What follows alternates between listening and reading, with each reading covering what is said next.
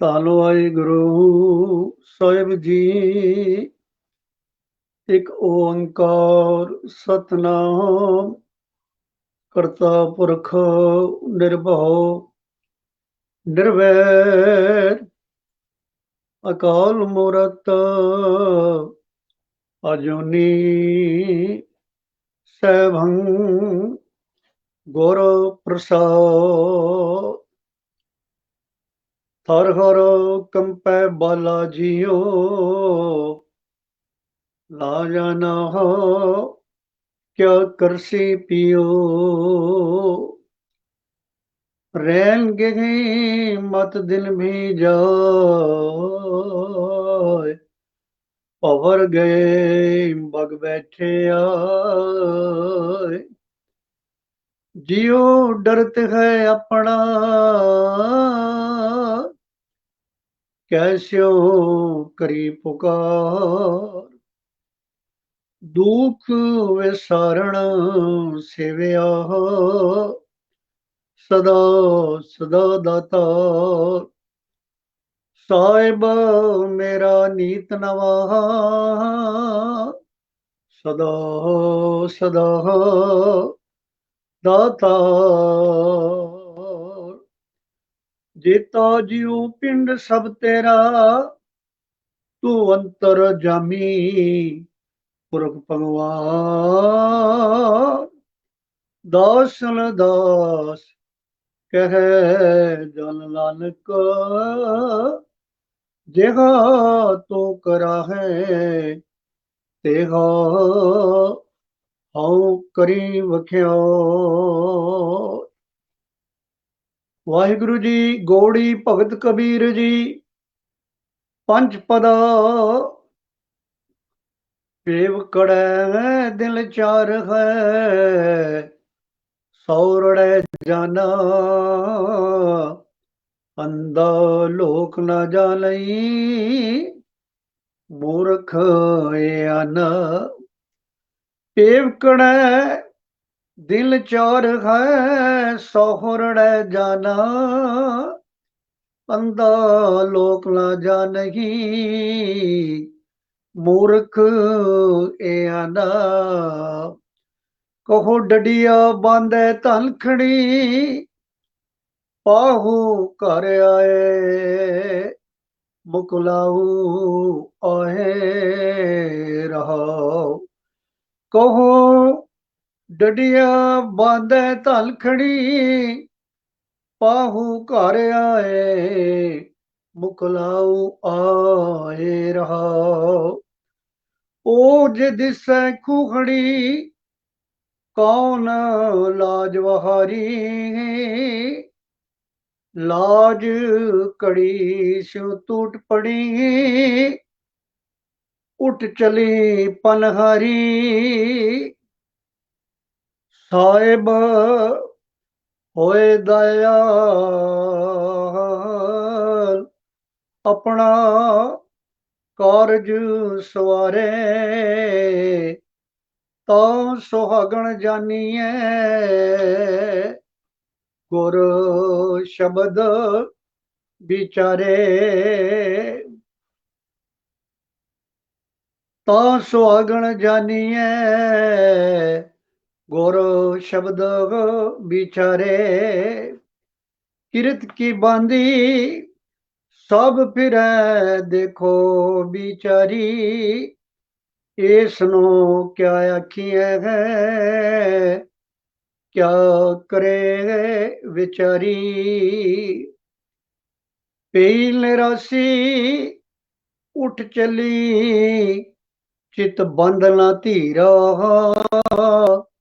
ਹਰ ਕੀ ਚਰਣੀ ਲਾਗ ਰਹੋ ਭਜ ਸ਼ਰਣ ਕਬੀਰਾ। ਪਈ ਨਿਰਾਸੀ ਉੱਠ ਚਲੀ ਚਿਤ ਬੰਧ ਨਾ ਧੀਰਾ ਹਰ ਕੀ ਚਰਣੀ ਲਾਗ ਰਹੋ ਭਜ ਸ਼ਰਣ ਕਬੀਰਾ।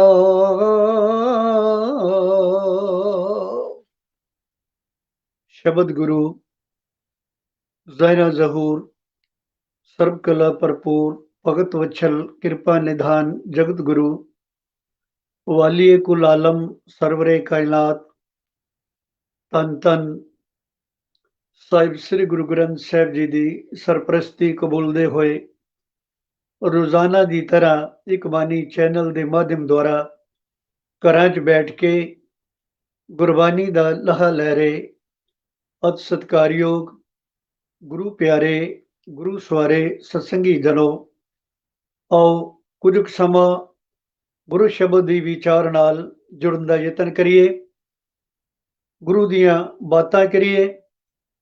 ਸਭ ਤੋਂ ਪਹਿਲਾਂ ਗੁਰ ਮਰਿਆਦਾ ਅਨੁਸਾਰ ਨਾਸਰੋ ਮਨਸੂਰ ਇਸ ਦੀ ਮਨਜ਼ੂਰ ਬਾਦਸ਼ਾਹ ਦਰਵੇਸ਼ ਸਾਹਿਬੇ ਕਮਾਲ ਧੰਨ ਧੰਨ ਸਾਹਿਬ ਸ੍ਰੀ ਗੁਰੂ ਗੋਬਿੰਦ ਸਿੰਘ ਮਹਾਰਾਜ ਜੀ ਦੀ ਬਖਸ਼ੀ ਫਤਿਹ ਨਾਲ ਸਾਂਝ ਕਰੀਏ। ਫਤਿਹ ਪ੍ਰਵਾਨ ਕਰੋ ਜੀ। ਵਾਹਿਗੁਰੂ ਜੀ ਕਾ ਖਾਲਸਾ ਵਾਹਿਗੁਰੂ ਜੀ ਕੀ ਫਤਿਹ। ਪਾਵਨ ਪਵਿੱਤਰ ਮੁਬਾਰਕ ਬਚਨ ਗੌੜੀ ਰਾਗ ਦੇ ਅੰਦਰ ਭਗਤ ਕਬੀਰ ਜੀ ਨੇ ਪੰਜਾਂ ਪਦਿਆਂ ਵਾਲਾ ਇਹ ਪਾਵਨ ਪਵਿੱਤਰ ਸ਼ਬਦ ਬਖਸ਼ਿਸ਼ ਕਰਕੇ ਸੰਸਰਗ ਜੀਵਾਂ ਨੂੰ ਜੀਵਨ ਦਾ ਮਨੋਰਥ ਦ੍ਰਿੜ ਕਰਵਾਇਆ। ਇਹ ਪਵਿੱਤਰ ਬੋਲ ਗੁਰਮਤ ਗਾਡੀ ਰਾਹ ਤੇ ਤੁਰਨ ਲਈ ਭਗਤ ਕਬੀਰ ਜੀ ਨੇ ਸਾਡੀ ਝੋਲੀ 'ਚ ਪਾਏ ਨੇ। ਇਹ ਅਨਮੋਲ ਵਚਨ ਸਾਹਿਬ ਸ੍ਰੀ ਗੁਰੂ ਗ੍ਰੰਥ ਸਾਹਿਬ ਜੀ ਦੇ ਪਾਵਨ ਅੰਗ 333 ਤੇ ਸੁਭਾਈਮਾਨ ਨੇ, ਸੁਸ਼ੋਭਿਤ ਨੇ। ਸਮੁੱਚੀ ਗੁਰਬਾਣੀ ਸਾਨੂੰ ਵਾਰ-ਵਾਰ ਅਗਾਹ ਕਰਦੀ ਹੈ ਕਿ ਸੰਸਾਰ ਥੋੜ ਚਿਰ ਹੈ, ਜੀਵਨ ਬਹੁਤਾਵਤ ਕੀਮਤੀ ਹੈ, ਇਸ ਦੀ ਕੀਮਤ ਅਦਾ ਨਹੀਂ ਕੀਤੀ ਜਾ ਸਕਦੀ।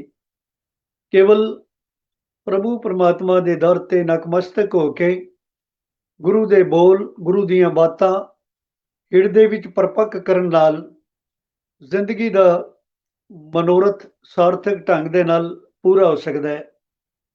ਇਹ ਜੀਵਨ ਦਾ ਲਕਸ਼ ਹੈ, ਕਿਉਂਕਿ ਗੁਰਬਾਣੀ ਸਾਨੂੰ ਵਾਰ-ਵਾਰ ਸਮਝਾਉਂਦੀ ਹੈ ਵੀ ਆਇਓ ਸੁਣਨ ਪੜ੍ਹਨ ਕੋ ਬਾਣੀ।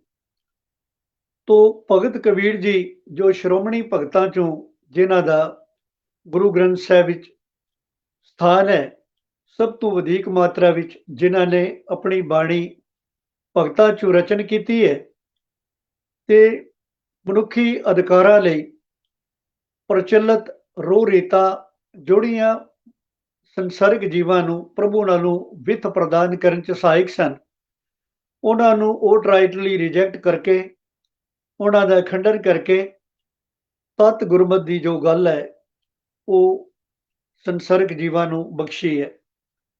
ਚਾਹੇ ਇਸ ਦੇ ਇਵਜ਼ ਵਿੱਚ ਭਗਤ ਸਾਹਿਬ ਨੂੰ ਵਕਤ ਦੀ ਜੋ ਹਕੂਮਤ ਸੀ ਉਹਦੀ ਕਰੋਪੀ ਵੀ ਸਹਾਰਨੀ ਪਈ। ਅੱਜ ਵੀ ਪਵਿੱਤਰ ਬੋਲ ਜੋ ਭਗਤ ਕਬੀਰ ਜੀ ਨੇ ਬਖਸ਼ਿਸ਼ ਕੀਤੇ ਨੇ, ਬਖਸ਼ਿਸ਼ ਕਰਕੇ ਰਹਾਉ ਦੇ ਬੋਲਾਂ 'ਚ ਸਵਾਲੀਆ ਨਿਸ਼ਾਨ ਲਗਾ ਕੇ ਸਾਨੂੰ ਜੋ ਸੇਧ ਬਖਸ਼ਿਸ਼ ਕਰਦੇ ਨੇ, ਆਓ ਉਸ ਤੋਂ ਸ਼ਬਦ ਵਿਚਾਰ ਦਾ ਆਗਾਜ਼ ਕਰਦੇ ਹਾਂ।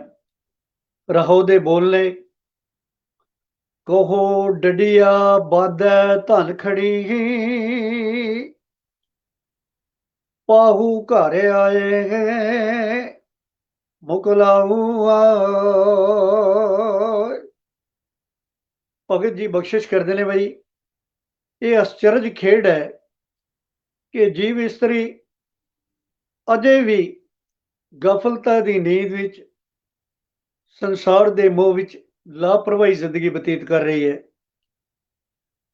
ਜਦੋਂ ਕਿ ਸੰਸਾਰ ਵਿੱਚ ਮੁਕਲਾਵਾ ਲੈ ਜਾਣ ਵਾਲੇ ਪ੍ਰਾਹੁਣੇ ਜੋ ਮੌਤ ਦੇ ਰੂਪ ਵਿੱਚ ਨੇ ਉਹ ਆ ਕੇ ਪਹੁੰਚ ਚੁੱਕੇ ਨੇ।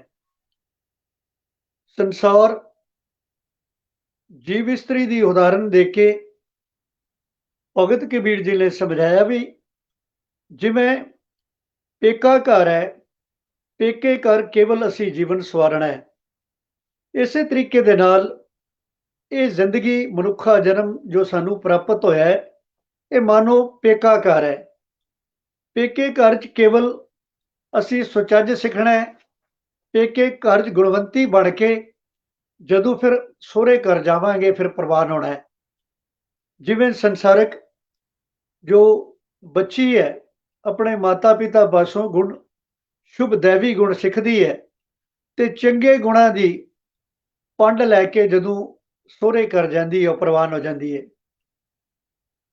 ਹੁਣ ਭਗਤ ਕਬੀਰ ਜੀ ਬਖਸ਼ਿਸ਼ ਕਰਕੇ ਸਵਾਲੀਆ ਨਿਸ਼ਾਨ ਲਗਾ ਕੇ ਇਹ ਗੱਲ ਸਮਝਾ ਰਹੇ ਨੇ ਕਿ ਬਈ ਇਹ ਜਿਹੜਾ ਪੇਕਾ ਘਰ ਸੀ ਸੰਸਾਰ, ਇਸ संसार च उम्र दराज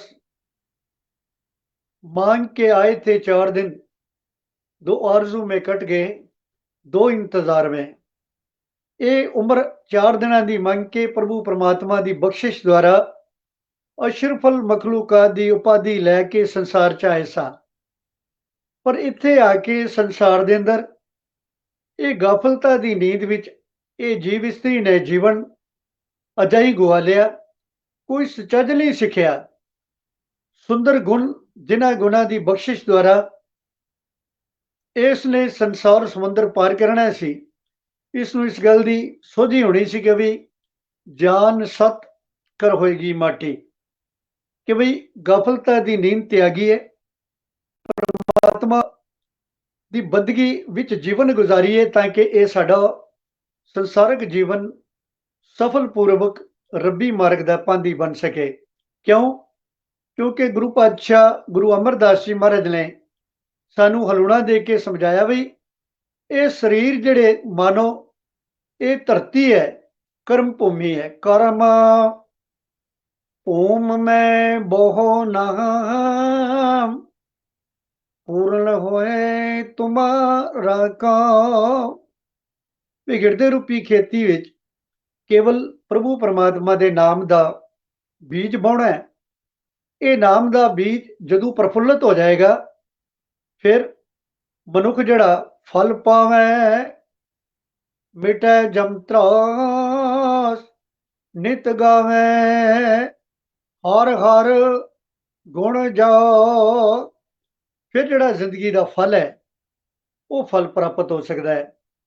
फिर मनुख जड़ा जीवन का लक्ष्य समझ सकता भी कवन काज सिरजे जग भीतर, जन्म कवन फल पाया।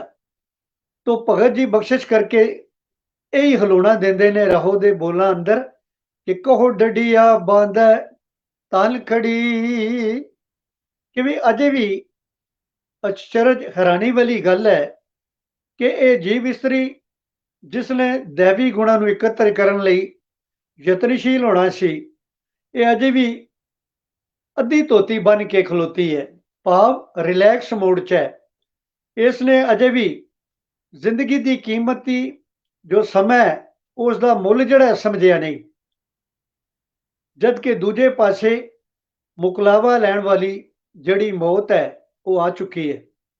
ये मुख विचार भगत कबीर जी ने रहो दे बोलों द्वारा बख्शिश की है। गुरु प्यार वालियो, संसार थोड़ चिड़ा है, इसलिए वार वार गुरु साहबान ने सानू झंझोड़िया, ये गल समझाई है भी मन मेरे अन दिन जाग हर चेत, अपनी खेती रख लै कूंज पड़ेगी खेत। बई ये जड़ी खेती है जिथे नाम का बीज बोना है, यदी रखिया कर, नहीं तो कूंजा जड़ियां ने विकारां दियां उन्होंने तेरा जीवन जड़ा लुट लेना है। ये जिंद उन्नी देर ही सुखेन ढंग दे नाल संसार च मनुख विचरदा है जिन्नी देर इहदे विच वो आत्मा जड़ी है जिसने सानू सुरजीत रखिया है वो मौजूद है। तिचर वसै सुहेलड़ी जिचर साथी नाल, जा साथी उठी चलिया ता तन खाकू राल। जिचर वसिया कंत कर, जियो जियो सबका हाथ। पर जिन्नी देर ये जीव आत्मा विद्यमान है ते कर्म भूमि च मनुख ने प्रभु परमात्मा के नाम का बीज बोया है, उन्नी देर ही साडा जीवन का जड़ा मनोरथ है वो सफल हो सकता है। ते जे सारी जिंदगी रब्बी रहमत तू सखना मनुख केवल विकारां दे ढेहे चढ़िया रहा, सारी जिंदगी मनुख नूं ये समझ ही नहीं आई कि जीवन थोड़ चिर है, तो फिर उसका जीवन असफल है, वो प्रवान नहीं है। तो गुरु भगत कबीर जी ने बख्शिश करके दो पंक्तियां जो रहो वालियां ने उन्हां च गल समझाई है कि भी थोड़ा हम आदमी हाँ एक दमी मोहलत मौत ना जाना। जिंदगी का समा थोड़ा है ते फिर मौत रूपी फरिश्ता जड़ा है वो चक्कर लगा रहा है। क्यों? क्योंकि जित दिहाड़ा धन वरी साहे ले लिखाए मलक जेकर नहीं सुनीदा मूँह देखा ले आए। ਜਦੋਂ ਮਨੁੱਖ ਨੇ ਸੰਸਾਰ 'ਚ ਆਉਣ ਦਾ ਉਸਦਾ ਇਹ ਸਮਾਂ ਨਿਯਤ ਹੋਇਆ ਹੈ, ਨਾਲ ਹੀ ਮੌਤ ਦਾ ਸਮਾਂ ਜਿਹੜਾ ਉਹ ਵੀ ਨਿਸ਼ਚਿਤ ਹੈ। तो गुरबानी वार वार समझा रही है कि फिर बंदे खोज दिल हर रोज ना फिर परेशानी माए ये जो दुनिया शेर मेला दस्तगिरी नाए। तो आओ जो रहो दे बोलां दी फर्दर इसे विचार ਨੂੰ ਭਗਤ ਕਬੀਰ ਜੀ ਨੇ ਬਾਕੀ ਦੀਆਂ ਪੰਕਤੀਆਂ ਵਿੱਚ ਕਲਮਬੰਦ ਕਰਕੇ ਸੰਸਰਗ ਜੀਵਾਂ ਨੂੰ ਜ਼ਿੰਦਗੀ ਦਾ ਲਕਸ਼ ਦ੍ਰਿੜ ਕਰਵਾਇਆ ਹੈ। ਉਹਨਾਂ ਨੂੰ ਸਮਝਣ ਦਾ ਯਤਨ ਕਰੀਏ। ਆਰੰਭਕ ਬੋਲਣਾ ਹੈ। ਪੇਵਕੜਾ ਹੈ ਦਿਲ ਚਾਰ ਹੈ ਸੋਹਰੜੈ ਜਾਨਾ।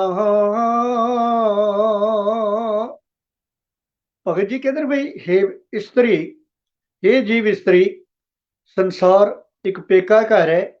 ਇੱਥੇ ਕੇਵਲ 4 ਦਿਨ ਰਹਿਣਾ ਹੈ। ਜ਼ਿੰਦਗੀ ਰੂਪੀ ਰਾਤ ਗੁਜ਼ਾਰ ਕੇ ਫਿਰ ਅਸੀਂ ਸੰਸਾਰ ਤੋਂ ਚਲੇ ਜਾਣਾ ਹੈ, ਕੂਚ ਕਰ ਜਾਣਾ ਹੈ। ਤੇ ਫਿਰ ਹਰ ਇੱਕ ਨੇ ਪ੍ਰਲੋਕ ਵਿਖੇ ਜਾਣਾ ਹੈ, ਕਿਉਂਕਿ ਸਭਨਾ ਸੋਰੇ ਵੰਝਣਾ ਸਭ ਮੁਕਲਾਵਨ ਹਾਰ। ਸਾਰਿਆਂ ਨੇ ਸੋਰੇ ਨੂੰ ਤਿਆਗ ਸੋਰੇ ਜਾਣਾ ਹੈ ਤੇ ਪੇਕਾ ਘਰ ਤਿਆਗਣਾ ਹੈ, ਮੁਕਲਾਵਾ ਲੈਣ। ਇਹ ਫਿਰ ਜਮ ਰਾਜੇ ਕੇ ਹੇਰੂ ਆਏ, ਫਿਰ ਇਹਨਾਂ ਨੇ ਆਣਾ ਹੀ ਆਣਾ ਹੈ। ਪਰ ਅਣਜਾਣ ਮਨੁੱਖ ਜਿਹੜਾ ਹੈ, ਭਗਤ ਜੀ ਬਖਸ਼ਿਸ਼ ਕਰਦੇ ਵੀ ਅੰਧਾ ਲੋਕ ਨਾ ਜਾਣਈ ਮੂਰਖ ਇਹ ਅਨਾ। ਇਹ ਅੰਨਾ ਮਨੁੱਖ ਜਿਹੜਾ ਹੈ, ਇਹ ਅਣਜਾਣ ਮਨੁੱਖ ਜਿਹੜਾ ਹੈ, ਇਸ ਨੂੰ ਫਿਰ ਇਸ ਗੱਲ ਦੀ ਸਮਝਣੀ ਨਹੀਂ। ਕਿਸ ਗੱਲ ਦੀ? ਮਰਨ ਲਿਖਾ ਹੈ ਮੰਡਲ ਮੈਂ ਆਏ जीवण साजे माय। एक चले हम देखे स्वामी पाए बुलंदियां। बई ये जड़ी मनुख है गाफलता दी नींद भी सुता होया, इस नूं समझ नहीं है। ते फिर वो जड़ा मौत दा ये लेख लिखिया होया है, जगत 'ਚ ਇਹ ਲੇਖ ਮੱਥੇ ਤੇ ਲਿਖਾ ਕੇ ਹੀ ਮਨੁੱਖ ਆਉਂਦਾ ਹੈ। ਫਿਰ ਮੌਤ ਆਉਣ ਦਾ ਜਿਹੜਾ ਇਹ ਬੰਨ੍ਹਣੂ ਹੈ, ਇਹ ਮੁੱਢ ਤੋਂ ਬੰਨਿਆ ਹੋਇਆ ਹੈ। ਪਰ ਮਨੁੱਖ ਜਿਹੜਾ ਹੈ, ਅਨੇਕਾਂ ਜੀਵ ਇਸ ਅਸਲੀਅਤ ਨੂੰ ਨਹੀਂ ਸਮਝਦੇ ਤੇ ਮੌਤ ਦੀ ਅੱਗ ਦੀ ਭੱਠੀ ਵਿੱਚ ਸੁੱਤੇ ਸਿੱਧੀ ਉਹ ਝੁਲਸ ਜਾਂਦੇ ਨੇ। ਕਿਉਂ? ਕਿਉਂਕਿ ਨਾਮ ਤੋਂ ਖੁੰਝ ਕੇ ਜਿਹੜਾ ਜੀਵਨ ਹੈ ਉਹ ਫਿਰ ਆਤਮਕ ਮੌਤੇ ਉਹਨਾਂ ਨੂੰ ਮਾਰ ਦਿੰਦਾ ਹੈ। ਜਿੱਥੇ ਸਰੀਰਕ ਮੌਤ ਨੇ ਘੇਰਣਾ ਹੈ ਮਨੁੱਖ ਨੂੰ, ਉੱਥੇ ਆਤਮਕ ਮੌਤ ਜਿਹੜੀ ਹੈ ਇਸ ਤੋਂ ਵੀ ਬਚਿਆ ਨਹੀਂ ਜਾ ਸਕਦਾ। ਤੋਂ ਭਗਤ ਕਬੀਰ ਜੀ ਬਖਸ਼ਿਸ਼ ਕਰਦੇ ਨੇ ਕਿ ਬਈ ਪੇਵ ਕੜਾ ਦਿਲ ਚਾਰ ਹੈ ਸੌ ਖੁਰੜੈ ਜਾਣਾ। ਸੋਰੇ ਜਾਣਾ ਹੈ ਤੇ ਸੋਰੇ ਜਾ ਕੇ ਅਸੀਂ ਪ੍ਰਵਾਨ ਹੋ ਜਾਈਏ, ਪਰਮਾਤਮਾ ਦੇ ਦਰ ਤੇ ਮਕਬੂਲੀਅਤ ਹਾਸਲ ਕਰ ਸਕੀਏ। ਉਹਦੇ ਲਈ ਦੈਵੀ ਗੁਣਾਂ ਦੀ ਲੋੜ ਹੈ। ਗੁਰੂ ਅਮਰਦਾਸ ਜੀ ਮਹਾਰਾਜ ਜੀ ਦੇ ਬੋਲ ਨੇ, ਪੇਵ ਕੜੈ ਦਿਲ ਚਾਰ ਹੈ ਹਰ ਹਰ ਲਿਖ ਪਾਇਆ ਸ਼ੋਭਾਵੰਤੀ ਨਾਰ ਹੈ ਗੁਰਮੁਖ ਗੁਣ ਗਾਇਆ। ਗੁਰੂ ਪਾਤਸ਼ਾਹ ਦੇ ਪੇਵ ਕੜੇ ਤੇ 4 ਦਿਨਾਂ ਦਾ ਵਸ ਹੈ। ਪਰ ਜਿਹੜਾ ਸੋਹਰਾ ਘਰ ਹੈ ਉੱਥੇ ਪ੍ਰਵਾਨ ਕਿੰਨੇ ਹੋਣਾ ਹੈ?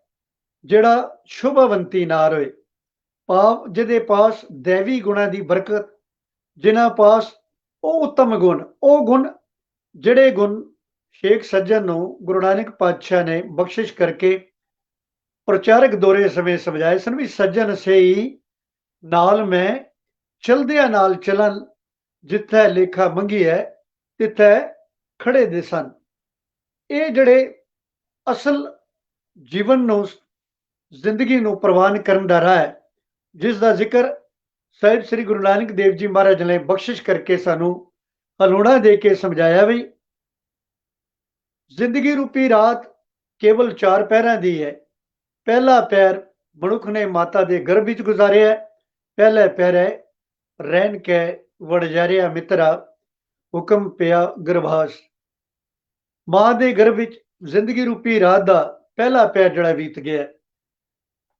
ਦੂਜਾ ਪਹਿਰ, ਪਹਿਲੇ ਪਹਿਰ ਚ ਮਨੁੱਖ ਪ੍ਰਭੂ ਪਰਮਾਤਮਾ ਦੇ ਚਿੰਤਨ ਵਿੱਚ ਜੁੜਿਆ ਸੀ। ਉਸ ਵੇਲੇ ਮਾਲਿਕ ਪ੍ਰਭੂ ਨਾਲ ਇਸ ਦੀ ਸੁਰਤ ਲੱਗੀ ਹੋਈ ਸੀ।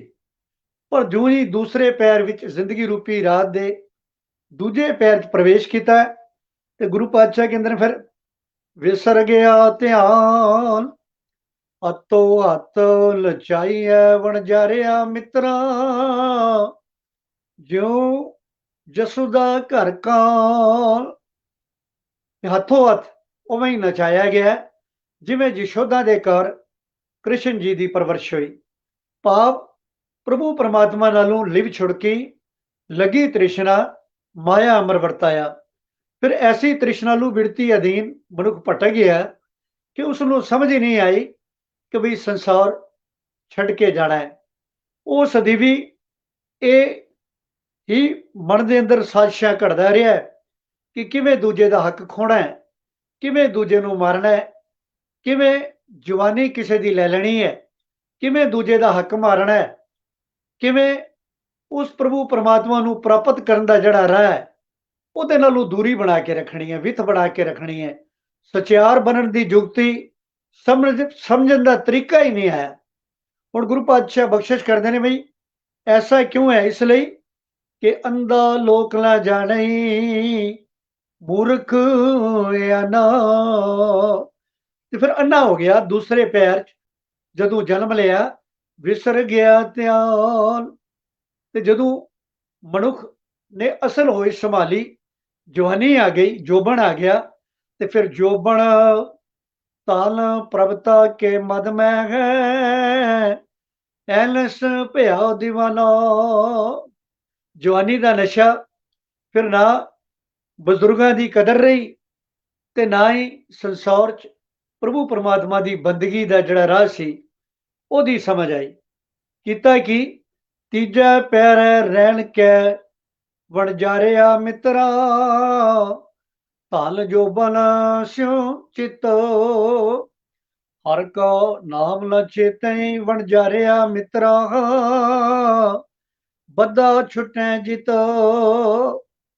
ਜਿਹੜਾ ਪ੍ਰਭੂ ਪਰਮਾਤਮਾ ਦਾ ਨਾਮ ਚਿੰਤਨ ਕਰਕੇ ਇਹ ਜਿਹੜਾ ਬੰਧਨ ਸੀ ਮਾਇਆ ਦਾ, ਇਸ ਤੋਂ ਬਚਣਾ ਸੀ, ਉਹ ਜਿਹੜਾ ਅਜਾਈ ਚਲੇ ਗਿਆ। ਬੀਤ ਜਹ ਜਨਮ ਅਕਾਜਰੇ, ਅਕਾਜ ਚਲੇ ਗਿਆ ਜੀਵਨ।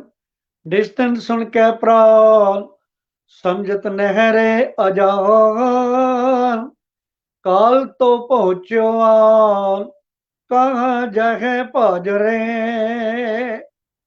ਫਿਰ ਉਸ ਵੇਲੇ ਕੁਝ ਬਣਨ ਵਾਲਾ ਨਹੀਂ ਹੈ, ਕਿਉਂਕਿ ਅੰਧਾ ਲੋਕ ਨਾ ਜਾਣੇ ਮੂਰਖਿਆ ਨਾ। ਇਸ ਅੰਨੇ ਮਨੁੱਖ ਨੂੰ ਇਸ ਗੱਲ ਦੀ ਸਮਝ ਹੀ ਨਹੀਂ ਆਈ ਕਿ ਜੀਵਨ ਦੇ ਇਹਨਾਂ 4 ਪੈਰਾਂ ਨੂੰ, ਜ਼ਿੰਦਗੀ ਰੂਪੀ ਰਾਤ ਨੂੰ ਕਿਵੇਂ ਸਵਾਰਨਾ ਸੀ।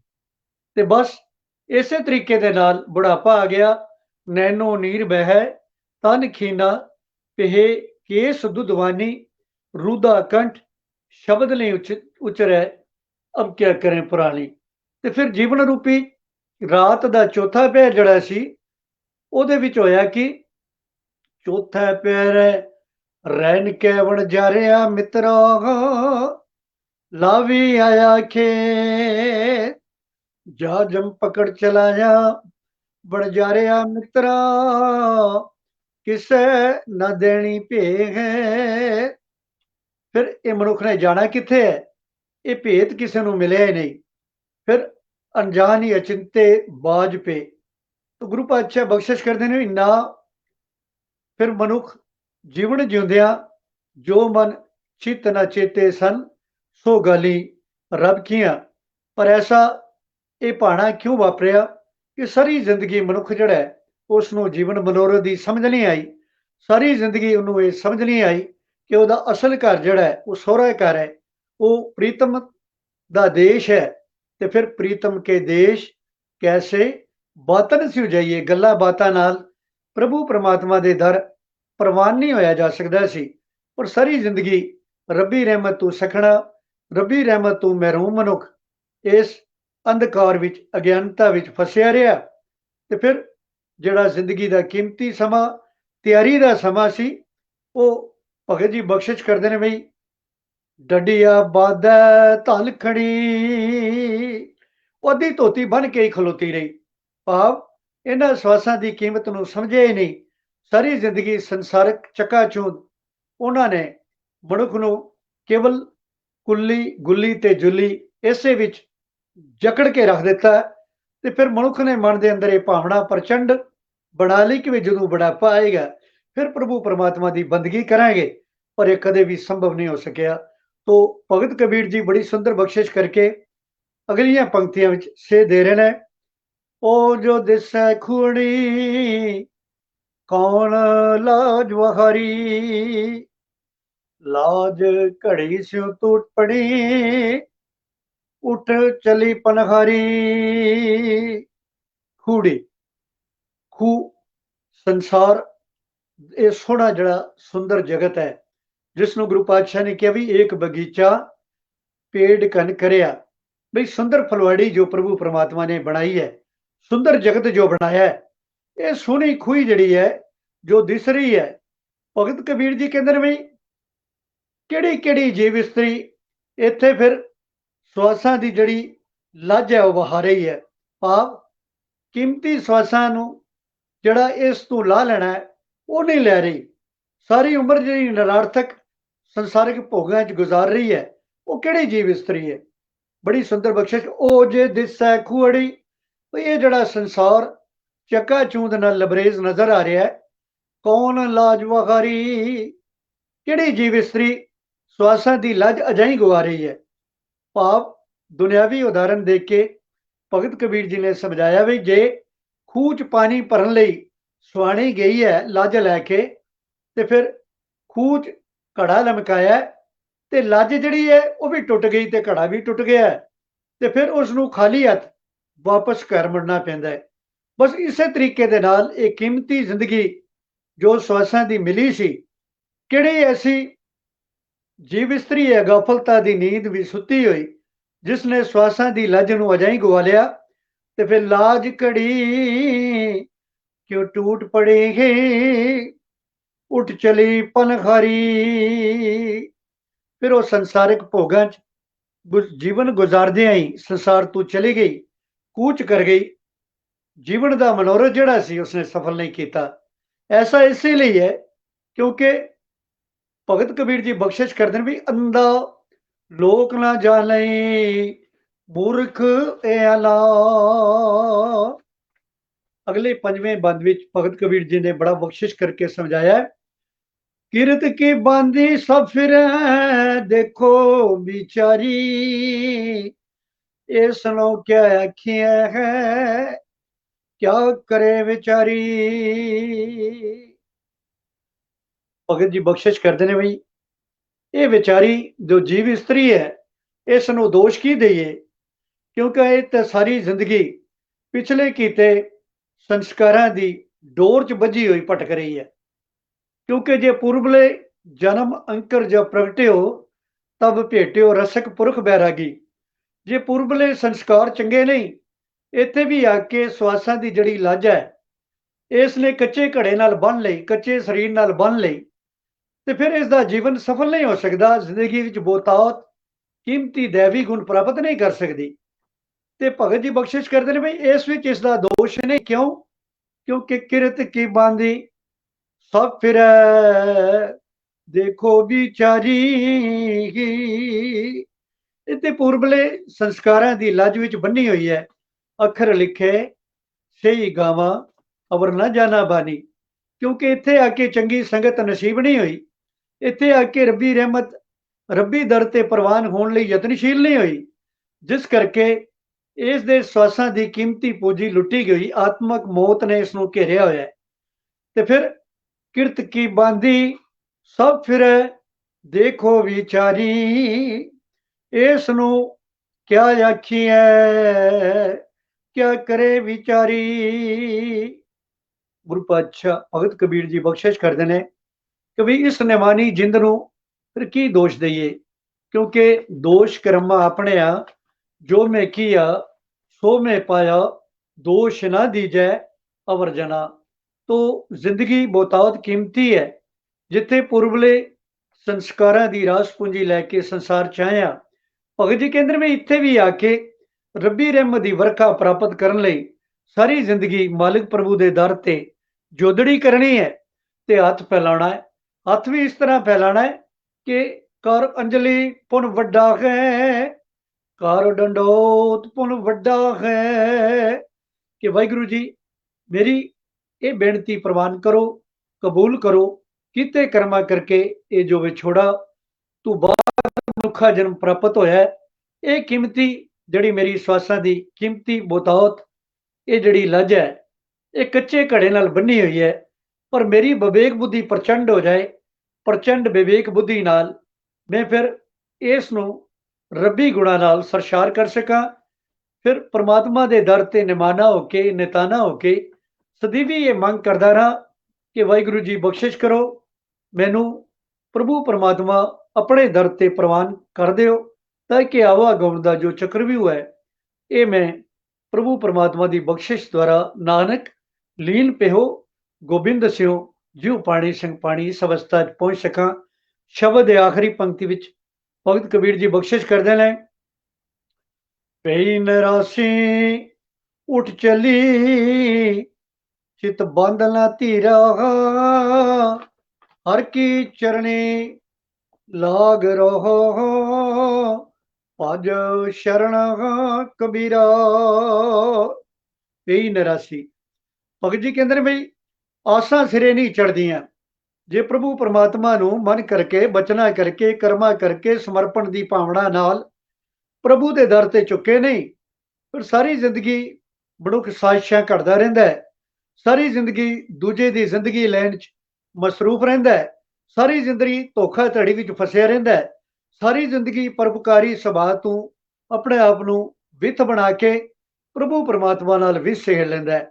ते जिस दे सिट्टे वजों भगत जी बख्शिश करदे ने भी आसां सिरे नहीं चढ़दियां, फिर धीरज भी नहीं आउंदा, ते फिर जदों जीव इस्त्री इत्थों उठ के तुरदी है ते फिर निराशता हत्थ विच लगदी है, तां ते फिर हे मेरे मालिक प्रभु परमात्मा बख्शिश करो, मेरी ऐसी बुद्ध बन जाए कि मैं सदा प्रभु परमात्मा की चरणी लगा रहा, प्रभु का आसरा ही मैनू बख्शिश करो, इस आसरे ही जिंदगी का मनोरथ मैं समझ सकदा, इस आस्ते प्रभु परमात्मा के दर ते कबूल हो सकदा।